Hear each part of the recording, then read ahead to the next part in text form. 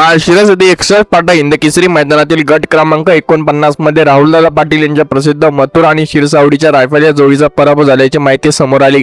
या पराभवामागील कारणाबाबत निवेदकाने स्वतःचे विश्लेषण मांडले असून त्यानुसार मथुरने शेवटपर्यंत चांगली लढत दिली, मात्र रायफलकडून अपेक्षित वेग मिळाला नाही, त्यामुळे गाडीला आवश्यक स्पीड मिळू शकला नाही।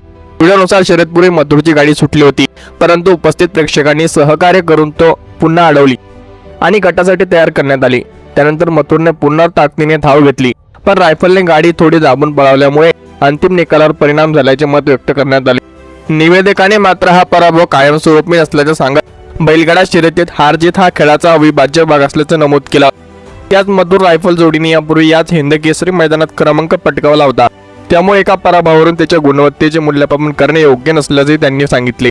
व्हिडिओच्या शेवटी प्रेक्षकांना विनंती की पराभवाचे खरे कारण काय वाटते याबद्दल आपले मत कमेंटमध्ये नक्की सांगा आणि मथुर आणि रायफल ही जोडी आगामी शर्यतीमध्ये दमदार पुनरागमन असा विश्वासही व्यक्त करण्यात आला आहे।